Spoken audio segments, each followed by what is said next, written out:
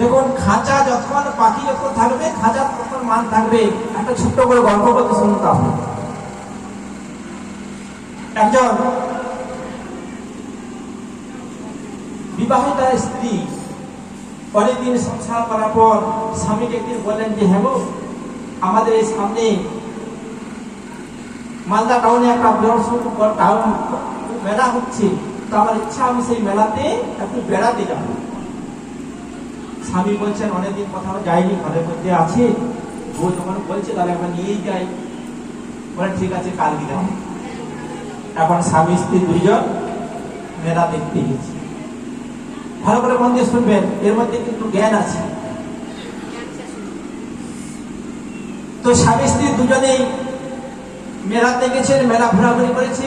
খাওয়া দাওয়া করার পরে সেই ঘুরতে ঘুরতে দেখছে এক জায়গায় ময়না পাখি বিক্রি হচ্ছে। 50 টাকা দাম একটা ময়না পাখি, 50 টাকা করে। তো স্বামীকে বলছে, আমরা মেলাতে ঘুরে, আমার একটা কথা আবদার আছে, আমার কথা রাখবে? বলছে, দেখো আমার পকেটে আছে তাহলে রাখবো, আর না থাকলে কি করে রাখবো? বলে, না না, তোমার সামর্থ্যের মধ্যেই বলো। বলছে, আচ্ছা বলো। বলছে, দেখো না, ওইখানে ময়না পাখি বিক্রি হচ্ছে, একটা দাম 50 টাকা। আমার তো ইচ্ছা হয়েছে একটা ময়না পাখি নিয়ে গিয়ে ঘরে রাখবো। বলে, ঠিক আছে, তো কোনো অসুবিধা নেই। তো স্বামীকে তাকে একটা ছোট্ট সুন্দর একটা ময়না পাখি বেছে কিনে দেন। দাম নিল 100 টাকা। তো পাখি তো নিয়েছে, পাখি রাখবে কোথায়? তাহলে খাঁচা চাই।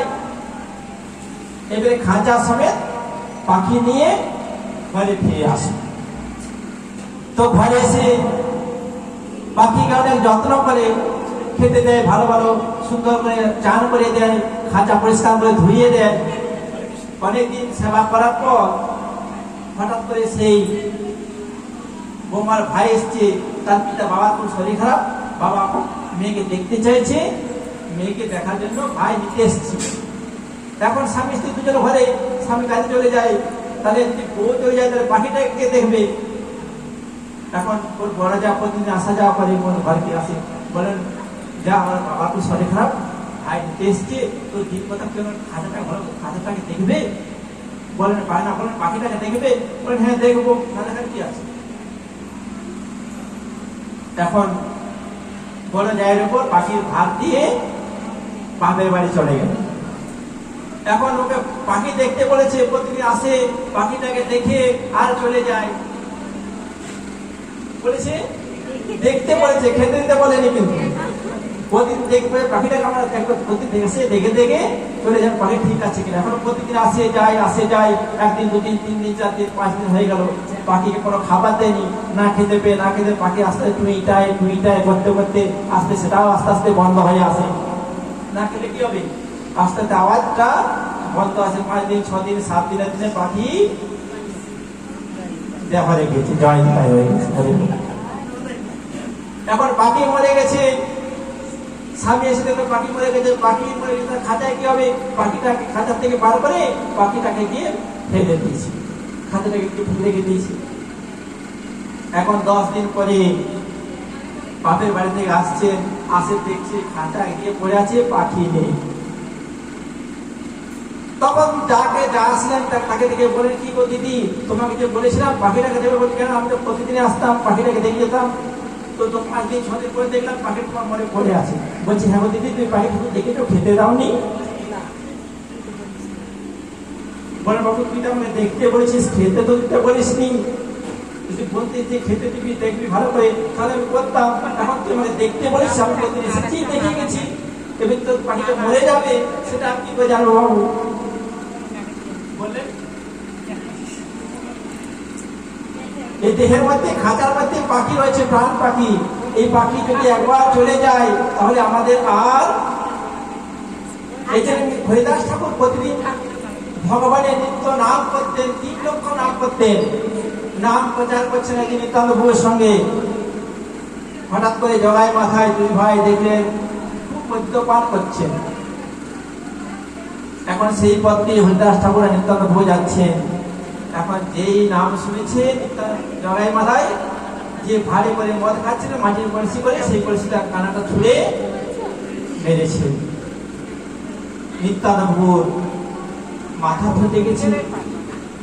মহাপ্রভু আসলেন, মহাপ্রভু খুব রেগে গেলেন, বলেন, শান্ত হও, সবসময় বলছি সময় ধরে 12 বাজে পেরিয়ে গেছে, কারণ ওনার বিদ্যুৎকে নিজাম হরিদাস ঠাকুর নিজাম করছে। অবশ্যই। তো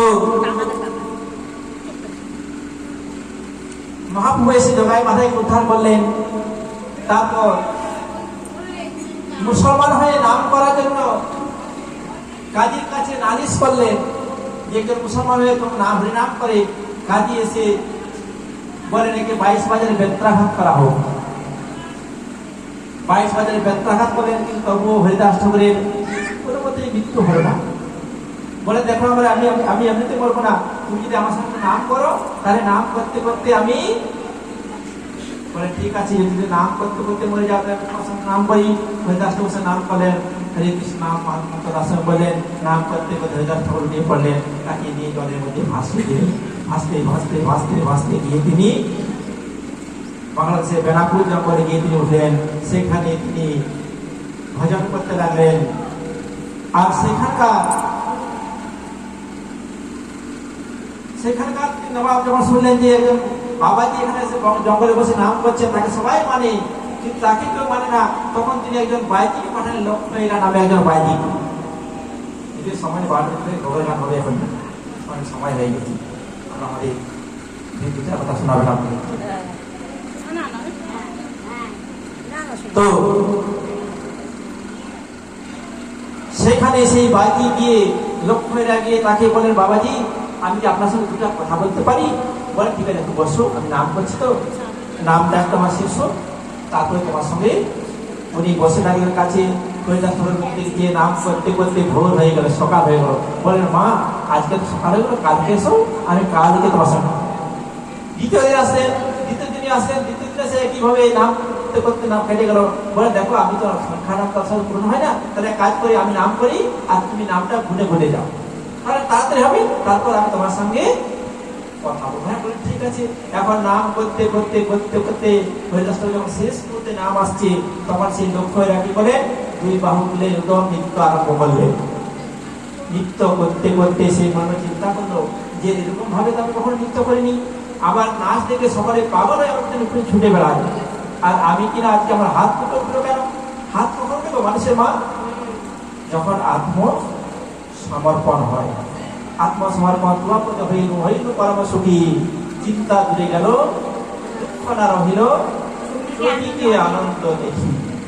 যখন আনন্দ উদিত হয়, মনের মধ্যে হৃদয়ের মধ্যে আনন্দ প্রতিফলিত হয়, তখন হাত আপনা আপনি করে উঠে। এই হাত উঠলে আমাদের পূর্ণরূপে আমরা ভগবানের প্রতি নিজেকে সিলেন্ডার করে দিই। এই জন্যে লক্ষ্মীরাকে হরিদাস ঠাকুর নাম দিয়ে আবার তিনি চলে গেলেন নবদ্বীপে, শান্তিপুরে গিয়ে তিনি নাম করেন। সেখানে অদ্বৈতাচার্যের পিতা শিশু মারা গেছিলেন, অদ্বৈতাচার্যের পিতা সাধ্যের সমস্ত কিছু তিনি হরিদাসকে সমর্পণ করলেন। ব্রাহ্মণরা এগিয়ে গেলেন, ব্রাহ্মণরা বলেন আমরা এত বড় ব্রাহ্মণ বংশের, আর হরিদাস ঠাকুর কিনা সামান্য নিষ্কৃতি হয়ে তাকে কেন সাধ্যের। বলেন মহাপ্রভুকে ডাকলেন, বলেন ঠিক আছে কাজ করা হোক, সাধ্যের দিন আপনাদেরকে সমস্ত কিছু দেওয়া হবে, কিন্তু আপনার সবাই সব দিলেন, হাড়ি দিলেন, কাঠ দিলেন, সমস্ত কিছু দিলেন, আগুন দিলেন না, কিন্তু ব্রাহ্মণরা কোনো মতেই আগুন জ্বালাতে পারলেন না। হরিদাস ঠাকুর আসলেন, এসে হরিনাম করলেন, আর আগুনের একটু ফু দিলেন, সঙ্গে সঙ্গে আগুন দাও দাও করে উঠলেন। মহাপ্রভু বলেন দেখে তোমাদের থেকে একটু ব্রহ্ম নাম করতে করতে হৃদয়ের মধ্যে সবসময় ভগবান স্ফূর্ত হচ্ছে। এই জন্য হচ্ছে হরিদাস ঠাকুর পরম ব্রহ্ম। হরিদাস ঠাকুর মহাপ্রভু তারপরে সন্ন্যাস নিয়ে চলে গেলেন নীলাচলে। হরিদাস ঠাকুর সঙ্গে সঙ্গে সেই নীলাচল চলে গেলেন। হরিদাস ঠাকুর প্রতিদিন গম্ভীরা মন্দির থেকে প্রতিদিন তিনি জগন্নাথকে পূজা দর্শন করতেন। মহাপ্রভু সেই জগন্নাথ দান্ত কাজটা সেখানে পুজো দিলেন, তার থেকে একটা বকুল গাছ সৃষ্টি হয়ে গেল, এখন সেই বকুল গাছ আছে, সেখানে বসে বসে হরিনাম করতেন। সেই সময় প্রতিদিন এই জগন্নাথ মন্দির থেকে গম্ভীরা মহাপ্রভু যেখানে আসে হাজির মধ্যে সেখানে বসন আসতেন, সেইখান থেকে হরিদাস ঠাকুরের সমাধি ভজন করে সিদ্ধ বকুলতলা, সেখানে তিনি প্রসাদ পাবেন মহাপ্রভু, সেই প্রসাদ খেয়ে তিনি থাকতেন। একদিন হরিদাস ঠাকুর নাম করছে, আর প্রসাদ দিতে এসছি। বলেন আজকে আমার প্রসাদ এসছে তো, মা প্রসাদে বন্দনা করলে, বন্দনা করে 3 আঙ্গুলে একটু নিয়ে মুখে নিয়ে বলে চলে যাও। এসে মহাপ্রভু বললেন যে আজকে হরিদাসবাবু কিছুই খাইনি, বলেন চলো হরিদাসবাবু শুনে মহাপ্রভু ছুটে আসলেন। বলে তোমার কি হয়েছে? আমার কিছুই হয়নি, আমি জানি যে তুমি অচিরেই লীলা সম্বরণ করবে, তার জন্য আমিও তোমার আগেই যেন যেতে পারি। বলেন এটাই তোমার বিশেষ? বলেন এটাই আমার। মহাপ্রভু বলেন ঠিক আছে, আগামীকাল। মহাপ্রভু সমস্ত সাঙ্গ পাঙ্গ নিয়ে আসলেন। হরিদাস ঠাকুর বলেন হরিদাস ঠাকুর তুমি রেডি? বলেন হ্যাঁ আমি রেডি। বলেন তার আগে আমার একটা ইচ্ছা আছে।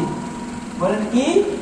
বলেন চোখে ধরিব উচাদ পদন, বুকে ধরিব তোমার শ্রীরাঙা চরণ, মুখে আচরিব শ্রীকৃষ্ণ চৈতন্য নাম, এই রূপে যেন ছাড়িব মোর পরাণ।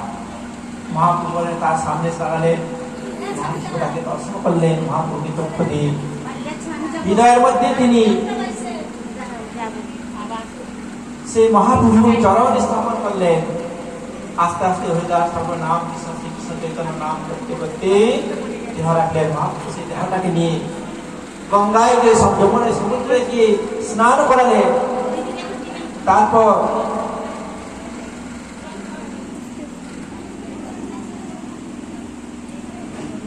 মহাপ্রভু হরিদাস ঠাকুরের সমাধি সেখানে নিয়ে গিয়ে সমাধি করলেন। তারপরে আনন্দবাজারে গিয়ে মহাপ্রসাদ ভিক্ষা করলেন। সমস্ত যারা যারা গেছিলেন সকলেকে মহাপ্রভু প্রসাদ গ্রহণ করালেন। কি করবেন? গান করবেন না পাঠ করবেন না ভোগের গান করবেন?